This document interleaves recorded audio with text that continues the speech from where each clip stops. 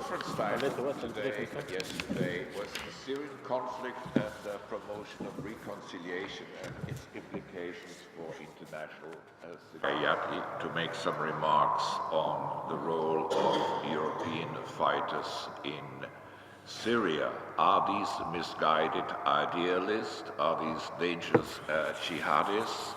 Why are they so concerned with Syria while much of the international community is raising its shoulders and hopes that the fire will burn out? So please have the floor.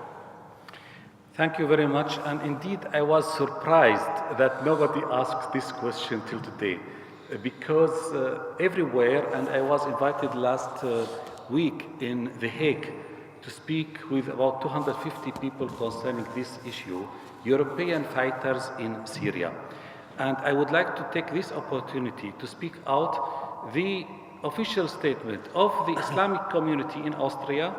And we have here our brothers and sisters from the opposition, and I think all of us have the same opinion concerning that. Syria do need all kinds of solidarity and help. And when we are speaking in Islamic vocabulary, we say it is fard and not sunnah. It is a duty for everybody to help Syria. For the European, also for the European. For the young people in Europe, of course. For the Muslim in Europe, of course.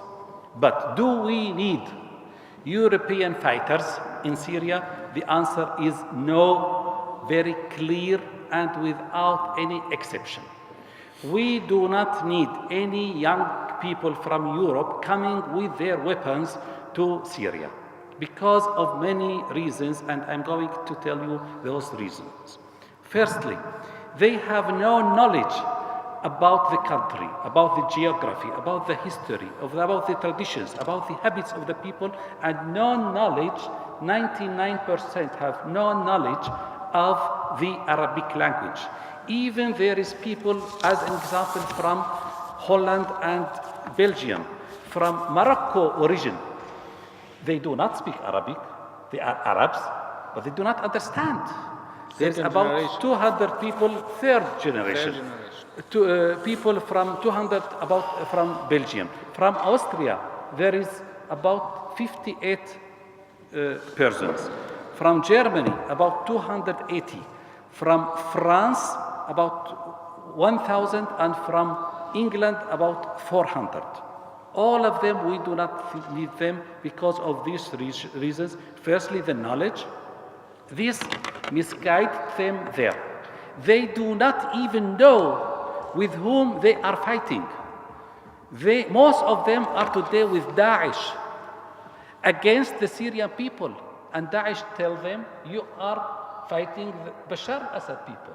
They do not understand anything. They are just fighting. Even as a fighter, they are not a good fighter. They are a problem even strategically. They are not well-prepared fighters from somewhere. They are 16 years old people from Vienna on the street. Some of them with families, 24 years, and never see a weapon in their life. And they went to Syria to fight Bashar al-Assad. What are you going to do there? We do not need that. Thirdly, and this is very important, they do not know the agenda which they are following there. We know the people who are recruiting them here. They are dubious people. They are people who are not integrated in the Islamic community. They are people who are not accepting even us as a Muslim. And so you are going with those people. And we refuse that. We do not need this agenda in Syria. Syria was the country where the people were coming from Africa, from Chechnya, from everywhere, just to learn Islam. In Aleppo, in Homs, in Damascus, and other countries, and other places. And we do not need this agenda in Syria. And fourthly, this is very important, many of them go there without telling their families. The mother call us, ask, where is my child? I don't know. Who shall I ask, where is the child? They do not hear from them about months and months. And in Islam, is it forbidden? Haram. إلزم قدمها فثم الجنة. As one young man went to the Prophet Muhammad ﷺ and asked him to go to fight, he asked him, do you have a mother? He said, yes. He said, go to your mother and stay with her. You are not allowed to go to fight and let your mother alone. And this is the case today in Syria. And theologically, of course, we are ummah. And we have the duty of solidarity, but also we are citizens in every country. We accept the concept of citizenship and the concept of ummah together. That means if you are in Austria and Austria forbids you to be in one other country, then you have to obey this legislation. Do not take your weapon to another country. We refuse that, and this is an official statement. And I think wherever the people ask you, the media and whatever, we do not need them. We call for them as returnees, but please do not criminalize them automatically. A lot of them are going with, they do not even have an idea what's going on. They are not terrorists if they come back. They need open hearts, they need open mind, they need to be reintegrated in the society, and do not make the mistake like in England today, in the UK, wherever who go to Syria, even in humanitarian agenda, if they come back to UK, they take them to the jail. This is not the way how you can find terrorism. In the same time, we from Austria, as an example, we send people with humanitarian activities to Syria, but we never send very young people. We send a lot of people, elder people, 40, 50 years, who are going, but even if they have somebody who is going to help them, those people should never be criminalized. They are people who are working for humanitarian activities. I think this point was outside maybe of our agenda, but I would like the organizer to take it also in the conclusions of this conference, if my friends agree with this point of view. Thank you for these clarifying remarks. We come to the end of our conference. It has been very difficult to organize it, and some of those invited here actually refused to sit at the table with us at the last moment. It is the great art of Nico Brucker that he has been able to bring such high caliber representatives from what I call the diaspora, but are actually exiled Syrians to this table.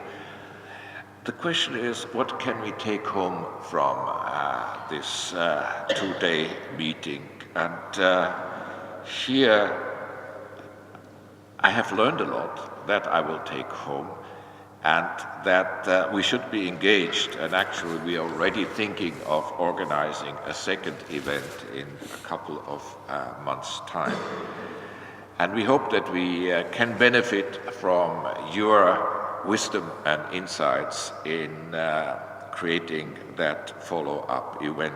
Like Geneva 1 and 2, we will have a Vienna 1 and 2, and I hope there will not be too many of them, because one day the ice has to break, one day war has come to an end, and it has been said that war starts in the minds of men, and that's where wars also have to end. And I think there's much truth in it. We cannot afford a situation where the people that fight in Syria fight to the total exhaustion, where everybody is a refugee in a neighboring country or is displaced internally or dead or wounded. We cannot afford that this happen, but that demands engagement of everybody according to his means. But the first thing and that is the main obligation, I think, of those Syrians that are here, is to get their act together to come with a clear message to the international community and to the people in Syria, and last but not least, also to those who support the current regime, that they have nothing to fear once the arms cease. I would like to invite Nico Prucha to come here for a moment and say a word of thanks to those who have made this possible. Please take my seat. Well, thank you,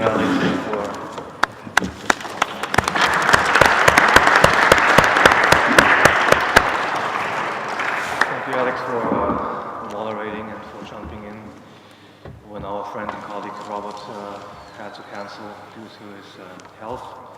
And as we mentioned time and again with the talks with individuals of the Syrian community who made the event happen and who helped in organize and conspire, so to speak, to make contacts possible, to reach out. The intention of this conference is and has been to give a floor to empower Syrian voices, primarily living here in Vienna, working on the other one or the other way for their country. And then we are very happy to have expanded that agenda to Budapest and Saudi Arabia and Stockholm, where there were 3 invited speakers, provide a broader angle and a bigger picture on Syria, and we are hopeful and keen to maybe have the means for a follow-up event at some time where we can continue this open discussion and where we can continue to provide a form of empowerment for mainly Syrian actors who will meet our Western perception and vice versa, to talk about Syria from as many angles as possible. And definitely for a potential future event, we will focus also on the question of Daesh, of Jabhat al-Nusra, of the foreign fighters, and the Western perception. And unfortunately, the success of the regime of Bashar al-Assad to turn the fact of the presence of ISIS in the country in a strategic way to their benefit, with the Western public focusing over and over again on simply this aspect, while neglecting primarily the people and many other options and objections. So, Tarafa, thank you very much for... Well, I will start with you. Thank you very much. Okay, but before I pass on for closing remarks to you, I'd like to thank you for making it possible for me to reach out and to connect with Walid and Kamal and Alto Malham, and our friend Raswan was also very helpful in making this happen, and others. So in general, thanks from my side to the Syrian community, and but also from the Syrian community, also many thanks, I think, for Nico. He was working very hard since months, and thank you very much. You can keep the mic for your closing remarks, please. Closing remarks. Okay. Yeah, well, thank you very much, everybody. Thank you for having us here to clarify our point of view and for supporting our people in Syria. This is very important event for us. We'll come back if you invited us again. Thank you very much. Thank you for everybody have made this meeting possible. I am very happy that I have a chance to speak with people I never speak to them. And I hope that one day, is not far, we will make such kind of meeting in Damascus. Inshallah. In peace for God.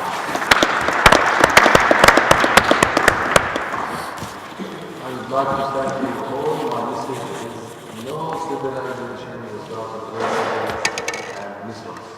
Thank you. I would like to, my last words will be from the director of Louvre Museum in Paris. As he went to Syria, he said, as he came back, every single person in this world has 2 citizenship. His own citizenship and a Syrian one. He said every culture, every language, every single feeling in this world has a root in Syrian area, and I would like really to give you that with you and ask you to keep on having real and clear and deep information concerning Syria, and also wishing for Austria once to take its role again in the Middle East issue. Everybody in Syria knows till today who is Bruno Kreisky. Yeah. But nobody knows who is Feynman and who is Spindelegger. And I think it is the time when we have such scholars and connection and everything, and the people love Vienna. Layali al-Uns fi Vienna, they sing about Vienna and Wien. And I hope and ask our Ministry of External Affairs, our politicians, to open the doors of Vienna and not to give everything to Geneva and to be a competition for Geneva, at least on intellectual way. Thank you.